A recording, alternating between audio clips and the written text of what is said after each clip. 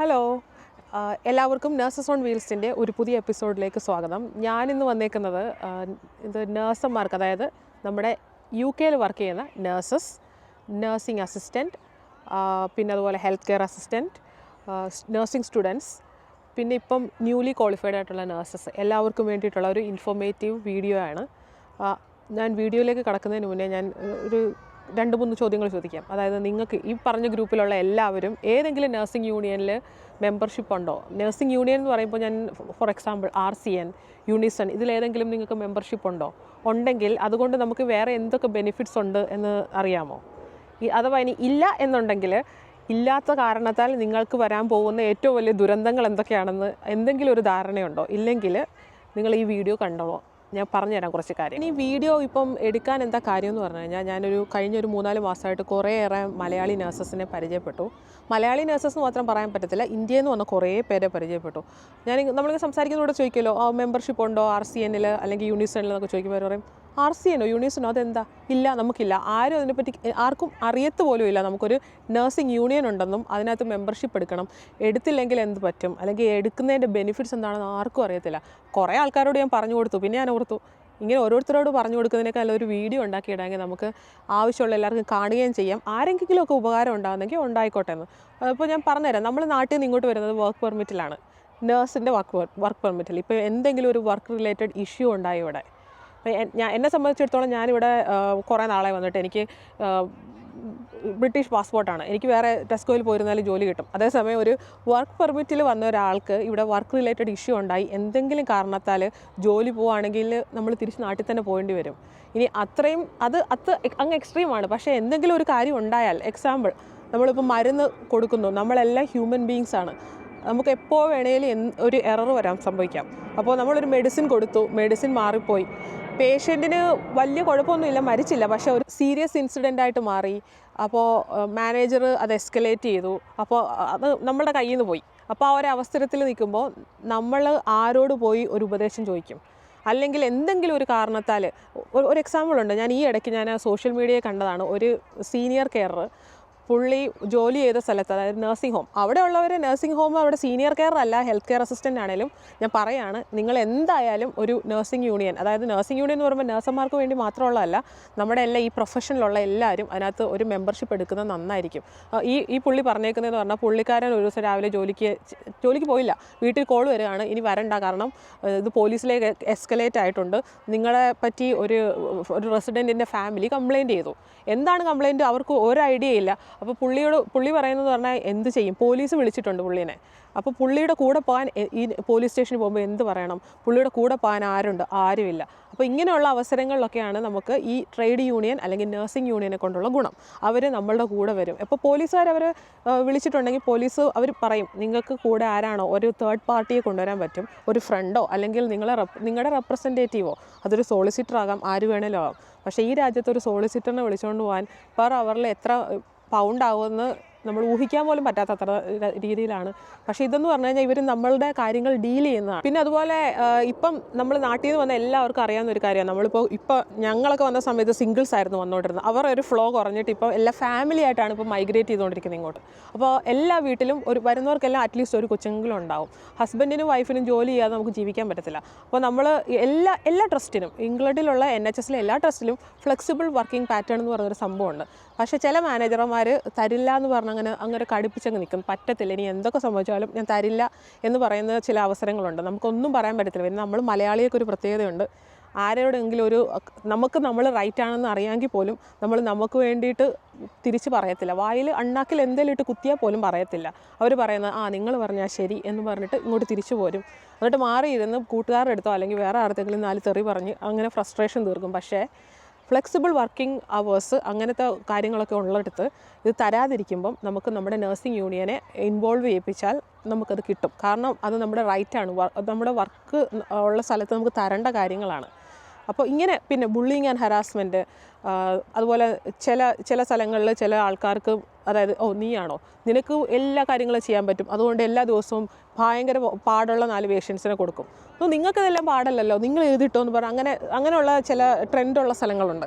അപ്പോൾ നമുക്ക് തോന്നുകയാണ് നമ്മൾ ഡിസ്ക്രിമിനേറ്റ് ചെയ്യുവാണ്. അതായത് നമ്മൾക്ക് ഏറ്റവും പാടുള്ള പേഷ്യൻറ്റിനെ തരുന്നു. ഇത് കുറേ ആയിട്ട് നമുക്ക് സഹിക്കാൻ പറ്റുന്നില്ല എന്നുണ്ടെങ്കിൽ നമുക്ക് അഡ്വൈസ് എടുക്കാം. അതായത് ഇതെന്ന് പറഞ്ഞു കഴിഞ്ഞാൽ ഇതെല്ലാം എനിക്ക് തോന്നുന്നു നഴ്സുമാർക്ക് 16 പൗണ്ടാണ് ഒരു മാസം 16 പൗണ്ടെന്ന് പറഞ്ഞു കഴിഞ്ഞാൽ നമ്മുടെ ജോലിയെയാണ് അവർ നോക്കുന്നത്. നമുക്ക് എന്ത് വർക്ക് റിലേറ്റഡ് പ്രോബ്ലം ഉണ്ടോ അതെല്ലാം കവറാകും. ഞാൻ പറഞ്ഞു വരുന്നതെന്ന് വെച്ചാൽ ഇത് മാത്രമല്ല, പിന്നെ സിക്ക് റിലേറ്റഡ് തിങ്സ്, അതായത് നമ്മൾ സിക്നെസ് ട്രിഗർ ചെയ്തു, സ്റ്റേജ് 2-ലായി, അപ്പോൾ നമ്മുടെ ജെനുവിൻ റീസൺ ആണ്. അപ്പോൾ നമുക്ക് എങ്ങനെ ഇത് പറഞ്ഞ് അവതരിപ്പിക്കണമെന്ന് അറിയത്തില്ലെങ്കിൽ ഇവരൊരു റെപ്രസെൻറ്റേറ്റീവ് നമ്മുടെ കൂടെ വരും. അപ്പോൾ ഞാൻ RCN മെമ്പറാണ്.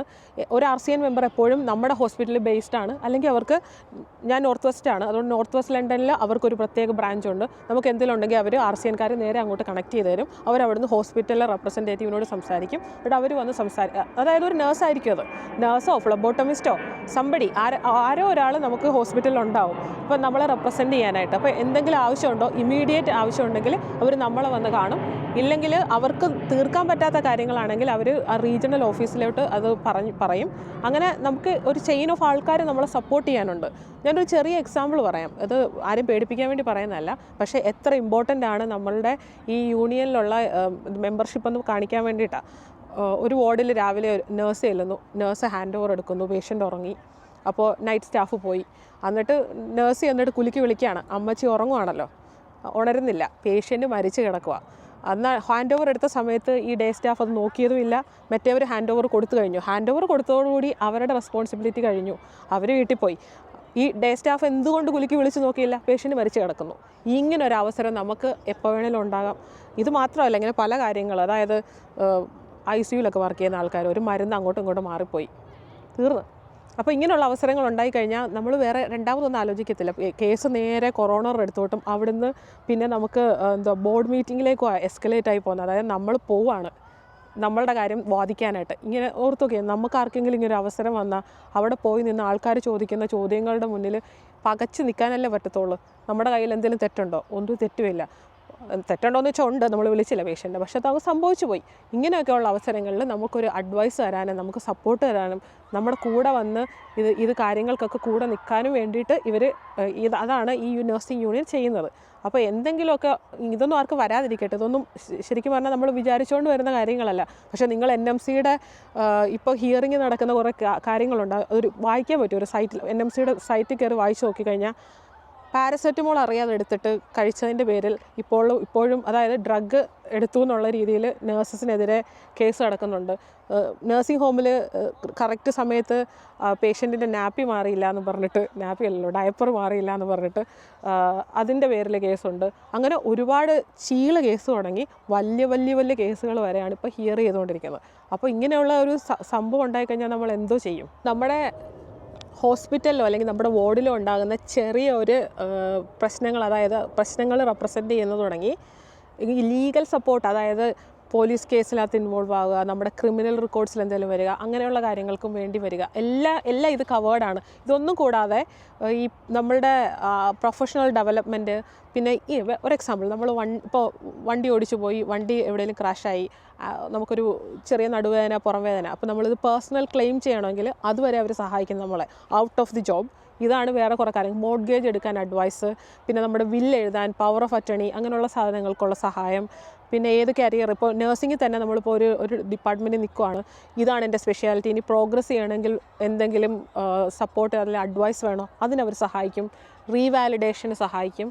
അങ്ങനെ ഒരുപാട് കാര്യങ്ങളുണ്ട്. പിന്നെ അതുപോലെ നഴ്സിംഗ് സ്റ്റുഡൻസ് എന്തിനിതെടുക്കണം?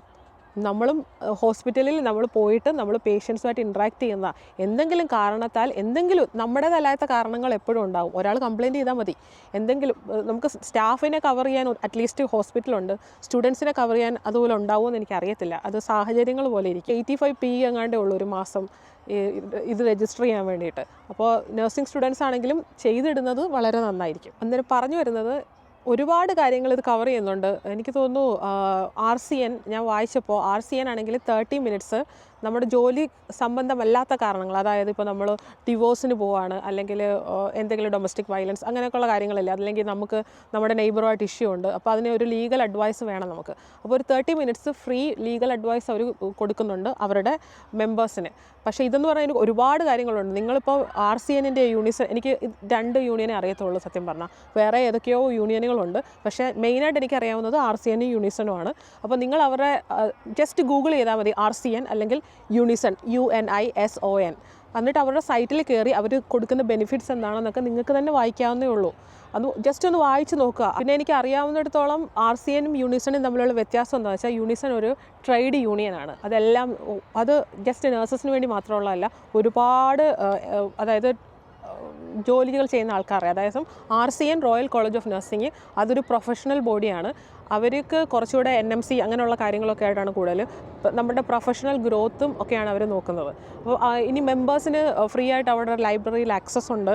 കുറച്ചുകൂടെ കരിയർ ഓറിയൻറ്റഡ് ആണ് അവർ. അതായത് ഇപ്പോൾ നമുക്ക് ഒരു സ്പെഷ്യലിസ്റ്റിക് നേഴ്സ് ആണെങ്കിൽ അവരുടെ ഗ്രൂപ്പുണ്ട്, അവർക്ക് വേണ്ടി എന്ത് ചെയ്യാൻ പറ്റും, അങ്ങനെ കുറച്ചുകൂടെ കരിയർ ഡെവലപ്മെൻറ്റ്സും ഗ്രോത്തും നോക്കുന്നവർക്ക് RCN നന്നായിരിക്കും. അതേസമയം യൂണിസൺ എന്ന് പറഞ്ഞാൽ എന്ത് സംഭവിച്ചാലും നമ്മുടെ കൂടെ ഒരു യൂണിയൻ ഉണ്ട് എന്നുള്ള രീതിക്ക് നിൽക്കണമെങ്കിൽ യൂണിസൺ ആണ്. അപ്പോൾ ഏതാണേലും രണ്ടിലേത് യൂണിയൻ, രണ്ടും ഒരേപോലെ ഈക്വൽ ഗുഡാണ്. അപ്പോൾ ഏതാണെന്ന് വെച്ചാൽ നിങ്ങൾ നോക്കിയിട്ട് ഒരു യൂണിയനിൽ എന്തായാലും മെമ്പർഷിപ്പ് എടുക്കണം.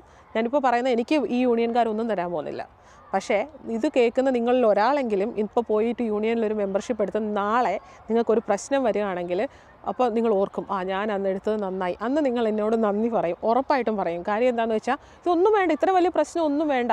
നാളെ ഒരു ദിവസം ഇതുപോലെ ഞാൻ പറഞ്ഞില്ലേ, ഫ്ലെക്സിബിൾ വർക്കിങ്ങിൻ്റെ ഫോമും കൊണ്ട് ചെല്ലുമ്പം ഇത് മാനേജർ ഒരു കാരണവുമില്ലാതെ റിജക്റ്റ് ചെയ്യുവാണ്. അന്നേരം പറഞ്ഞാൽ മതി, ശരി ഞാൻ എൻ്റെ യൂണിയനോടൊന്ന് സംസാരിച്ച് നോക്കട്ടെ, എന്നിട്ട് വന്ന് പറയാമെന്ന് പറഞ്ഞാൽ മതി. പിന്നെ പേടിക്കണ്ട, അവർക്കത് കേൾക്കുമ്പോൾ തന്നെ അറിയാം നമുക്ക് നമ്മളുടെ റൈറ്റ്സിനെ പറ്റി ഒരു വിവരമുള്ള ആളാണെന്ന്. അപ്പോൾ പിന്നെ അവർ നോക്കും ഇത് എങ്ങനെ ശരിയാക്കാം എന്ന് നോക്കിയിട്ട് അവർ ശരിയാക്കി തരും. അപ്പോൾ തന്നെ കുറച്ച് പ്രശ്നം സോൾവ് ആകും. അതായത് നമ്മളൊരു നഴ്സിംഗ് യൂണിയനിലെ മെമ്പറാണ്, നമുക്ക് അറിയാം കാര്യങ്ങൾ എന്നറിയുമ്പോൾ തന്നെ മാനേജർ വിചാരിക്കും, ശരി ഇനി പ്രശ്നങ്ങൾക്ക് പോകണ്ടല്ലോ എന്നവർ വിചാരിക്കും. അതുപോലെ നമ്മൾ കാറൊക്കെ എടുക്കുമ്പോൾ കാറിൻ്റെ ഇൻഷുറൻസ് ഇല്ലേ, അതിൻ്റെ കൂടെ ലീഗൽ കവർ എന്ന് പറയുന്നൊരു സാധനമുണ്ട്. അത് നമ്മൾ ശരിക്കും പറഞ്ഞാൽ നഴ്സസോ അല്ലെങ്കിൽ ഈ യൂണിയനിലെ മെമ്പറാണെങ്കിൽ അതിൻ്റെ ആവശ്യമില്ലാന്ന് നമ്മൾ ഈ ഇടയ്ക്കാണ് മനസ്സിലായത്. കാരണം അത് ഓൾറെഡി കവേർഡാണ്, അവർ നമുക്ക് വേണ്ടി ചെയ്തു തരും, നമ്മുടെ നഴ്സിംഗ് യൂണിയൻ നമുക്ക് വേണ്ടി ചെയ്തു തരും. ഈ ഇടയ്ക്ക് ഹസ്ബൻഡിനൊരു ആക്സിഡൻറ്റ് ഉണ്ടായിട്ട് പുള്ളിയുടെ ലീഗൽ കവർ ഫുള്ള് കവർ ചെയ്തത് യൂണിസൺകാരായിരുന്നു.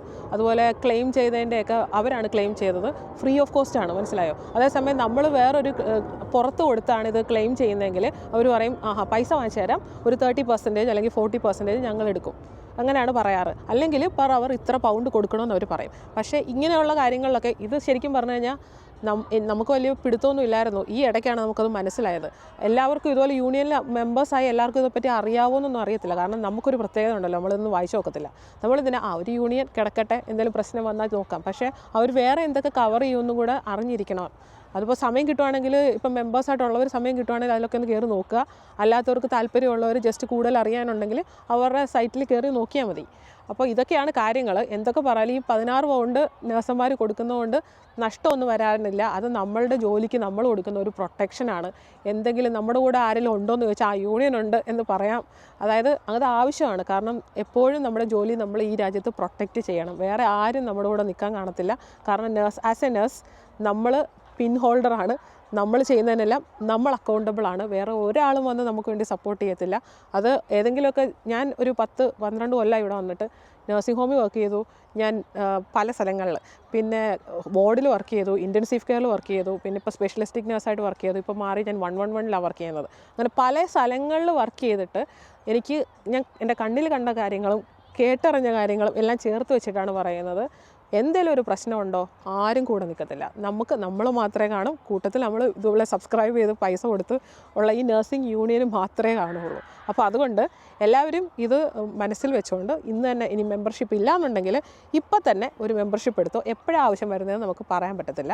ഇനി ഉള്ളവരാണെങ്കിൽ അതിൻ്റെ കൂടുതൽ സാധ്യതകൾ എന്തൊക്കെയാണെന്ന് കയറി നോക്കുക. ഈ ഇടയ്ക്ക് നമ്മൾ നഴ്സസ് സാലറി ഇൻക്രിമെൻറ്റ് വേണമെന്ന് പറഞ്ഞ് നമ്മൾ സ്ട്രൈക്ക് ചെയ്തില്ലായിരുന്നു. അപ്പോൾ ആ ഒരു സമയത്ത് അതായത് എനിക്ക് തോന്നുന്നു 2 ദിവസത്തിൽ കൂടുതൽ സ്ട്രൈക്ക് ചെയ്ത ആൾക്കാർക്ക് സാലറിയുടെ ഇത്ര പെർസെൻറ്റേജ്, അതായത് ഒരു ദിവസത്തെ 100 എനിക്ക് ഓർമ്മയില്ല, പക്ഷേ ഇത്ര പെർസെൻറ്റേജ് ക്ലെയിം ചെയ്യാൻ വേണ്ടിയിട്ട് RCN ഒരു ഓഫർ കൊടുത്തിട്ടുണ്ട്. അതായത് അവരുടെ പൈസയുടെ ഇത്ര പെർസെൻറ്റേജ് അവർക്ക് കിട്ടും സാലറിയുടെ. അറ്റ്ലീസ്റ്റ് അത് ഒന്നുമില്ലാത്തതിനൊക്കെ നല്ലതാണല്ലോ. അത് നമ്മളുടെ ആവശ്യങ്ങൾക്ക് വേണ്ടിയിട്ട് സ്ട്രൈക്ക് ചെയ്തെങ്കിലും നമുക്ക് സാലറിയിൽ അത്രയേറെ കുഴപ്പങ്ങളൊന്നും ഇല്ലാതെ പോകാൻ അവർ സഹായിക്കും. അതും ഒരു നല്ല കാര്യമായിട്ടാണ് എനിക്ക് തോന്നിയത്. പിന്നെ ഫ്രണ്ട്സൊക്കെ ഉണ്ടല്ലോ, ഇപ്പോൾ പറയണ്ടല്ലോ, നമ്മുടെ ഇവിടെ ഫുൾ ഇപ്പം സീനിയർ കെയറേഴ്സ് ആണേലും നഴ്സസ് ആണേലും ഇഷ്ടംപോലെ ആൾക്കാരുണ്ട്. ഞാൻ പറയുന്നത് എല്ലാവരും ഇതിൽ പോയി നമ്മുടെ നഴ്സിംഗ് യൂണിയനിൽ ഒരു മെമ്പർഷിപ്പ് എടുക്കണമെന്നാണ് ഞാൻ ഒരിക്കൽ കൂടി പറയുന്നത്. അപ്പോൾ നമ്മുടെ ഇന്നത്തെ വീഡിയോ എല്ലാവർക്കും ഇഷ്ടപ്പെട്ട് കാണുമെന്ന് ഞാൻ പ്രതീക്ഷിക്കുന്നു. അപ്പോൾ ഇഷ്ടപ്പെട്ടിട്ടുണ്ടെങ്കിൽ ലൈക്ക് ചെയ്യുക. ഇനി എന്തെങ്കിലും ചോദിക്കാനോ അങ്ങനെ ഡൗട്ട്സോ വല്ലതും ഉണ്ടെങ്കിൽ നമ്മുടെ കമൻറ്റ് ബോക്സിൽ കമൻറ്റ് ചെയ്യുക. പിന്നെ എല്ലാവർക്കും, അതായത് ഹെൽത്ത് കെയർ സെറ്റിങ്സിൽ വർക്ക് ചെയ്യുന്ന നിങ്ങളുടെ ഫ്രണ്ട്സോ ഫാമിലി മെമ്പേഴ്സോ ആരെങ്കിലും ഉണ്ടെങ്കിൽ അവർക്കൊക്കെ ഷെയർ ചെയ്യുക. പിന്നെ നമ്മുടെ കൂടുതൽ ഇങ്ങനത്തെ വീഡിയോസൊക്കെ കാണാൻ വേണ്ടിയിട്ട് നമ്മുടെ ചാനൽ സബ്സ്ക്രൈബ് ചെയ്യുക. അപ്പോൾ ഇനി അടുത്തൊരു വീഡിയോയുമായി കാണുന്നവരെ ബൈ.